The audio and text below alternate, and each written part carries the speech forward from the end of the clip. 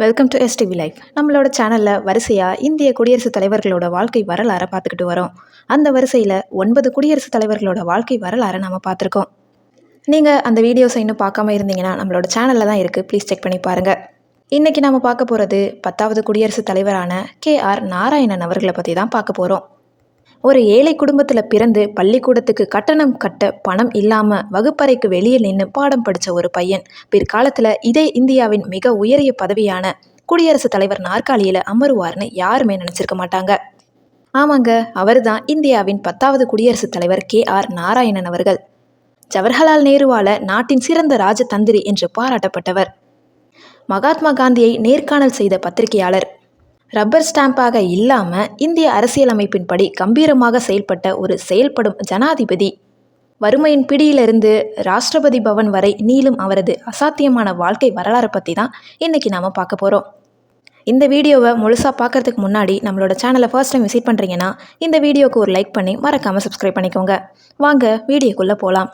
கேரளாவில் இருக்கக்கூடிய உழவூர் அப்படிங்கிற ஒரு சின்ன கிராமத்தில் 1920வது வருஷம் அக்டோபர் மாதம் 27ஆம் தேதி ஒரு ஏழ்மையான குடும்பத்தில் பிறந்தவர் தான் நம்ம நாராயணன் அவர்கள். இவரோட தந்தை ஒரு ஆயுர்வேத மருத்துவர். குடும்பத்தில் மொத்தம் 7 குழந்தைகள், அதில் 4வது பிள்ளை தான் நாராயணன். அவங்களோட குடும்ப சூழ்நிலை ரொம்பவே ஏழ்மையானது. தினமும் 15 கிலோமீட்டர் தூரம் நெல் வயல்கள் வழியாக நடந்து தான் பள்ளிக்கு போவார். பல நேரங்களில் பள்ளி கட்டணம் கட்ட காசு இருக்காது.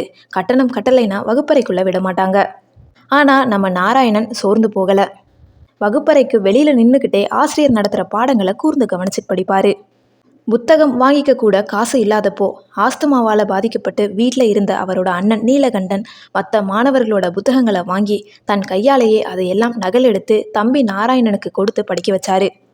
அந்த அண்ணனின் தியாகமும் நாராயணனின் உழைப்பும் தான் அவரை திருவிதாங்கூர் பல்கலைக்கழகத்தில் ஆங்கில இலக்கியத்தில் யூனிவர்சிட்டி டாப்பராக மாற்றுச்சு. அந்த யூனிவர்சிட்டியிலேயே முதல் வகுப்பில் தேர்ச்சியான முதல் தலித் மாணவர் நம்ம KR நாராயணன் அவர்கள் தான். படிப்பு முடிஞ்சதும் குடும்ப கஷ்டத்துக்காக டெல்லிக்கு வந்து தி ஹிந்து மற்றும் தி டைம்ஸ் ஆஃப் இந்தியா பத்திரிகைகளில் வேலை பார்க்குறாரு. அந்த சமயத்தில் 1945 பம்பாய்க்கு போய் மகாத்மா காந்தியையே நேரில் சந்தித்து பேட்டி எடுத்திருக்காரு நாராயணன் அவர்கள். அவரோட திறமையை பார்த்து வியந்த JRT டாடா அவர்கள் லண்டன் ஸ்கூல் ஆஃப் எக்கனாமிக்ஸில் படிக்கிறதுக்காக 16,000 ரூபாய் கல்வி உதவித்தொகை தராரு. அங்கே போய் அரசியல், அறிவியல் மற்றும் பொருளாதாரத்தை உலக புகழ்பெற்ற பேராசிரியர்களிடம் கற்றுக்கிட்டாரு. பிற்காலத்தில் கனடாவின் பிரதமரான பியர் ட்ரூட்டோ இவரோட கிளாஸ்மேட்னா பார்த்துக்கோங்களேன். படிப்பு முடிஞ்சு 1948 இந்தியா வராரு. அவரோட லண்டன் பேராசிரியர் லாஸ்கி இந்திய பிரதமர் ஜவஹர்லால் நேருவுக்கு ஒரு அறிமுக கடிதம் கொடுத்து அனுப்பினார். டெல்லியில் நேருவை சந்தித்து பேசிட்டு கிளம்பும்போது அந்த கடிதத்தை கொடுத்துட்டு நாராயணன் வெளியே வராரு. கடிதத்தை படித்து பார்த்த நேரு அவர்கள் உடனே நாராயணனை கைத்தட்டி கூப்பிட்டு இதை ஏன் முன்னாடியே கொடுக்கலன்னு கேட்டு அடுத்த சில நாட்கள்லேயே அவரை இந்திய வெளியுறவு சேவை அதிகாரியாக்குறாரு. அதுக்கு அப்புறமா Japan, London, Australia, Vietnam, Thailand, துருக்கின்னு பல நாடுகளில் தூதராக வேலை பார்க்குறாரு. குறிப்பாக இந்தியாவுக்கும் சீனாவுக்கும், இந்தியாவுக்கும் அமெரிக்காவுக்கும் உறவு மோசமாக இருந்த காலகட்டத்தில் தன் ராஜதந்திரத்தால் அதை சரி பண்ணார். இதனால தான் நேரு இவரை நாட்டின் சிறந்த ராஜதந்திரின்னு பாராட்டினார். பர்மாவில் வேலை பார்த்தப்போ அங்கே இருந்த மா டிண்ட் என்ற பெண்ணை காதலித்து நேருவின் சிறப்பு அனுமதியோடு கல்யாணம் பண்ணிக்கிட்டாரு. அவங்க தான் பின்னால் உஷா நாராயணன் என பெயர் மாற்றி இந்தியாவின் முதல் வெளிநாட்டு பெண்மணி என்ற பெருமையை பெற்றாங்க. இந்திரா காந்தியின் வேண்டுகோளின் பேரில் அரசியலுக்கு வந்த நாராயணன் அவர்கள் கேரளாவின் ஒட்டப்பாலம் தொகுதியில் இருந்து தொடர்ந்து 3 முறை MP ஜெயிச்சிருக்காரு.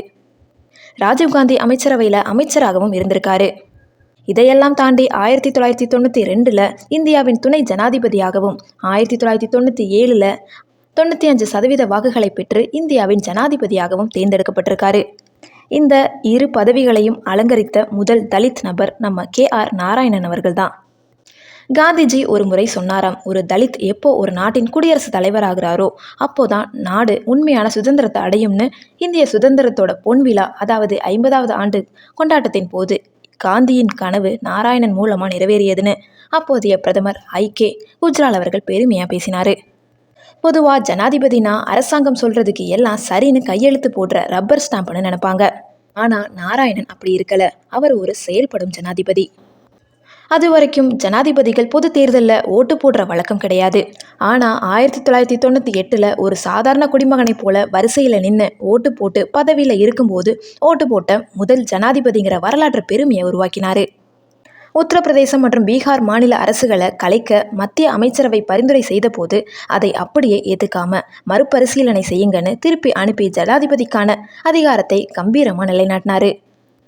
தான் எடுக்கும் முடிவுகளுக்கான காரணங்களை குடியரசுத் தலைவர் மாளிகை அறிக்கை மூலமாக மக்களுக்கு விளக்குகிற புதிய வழக்கத்தை கொண்டு வந்தார்.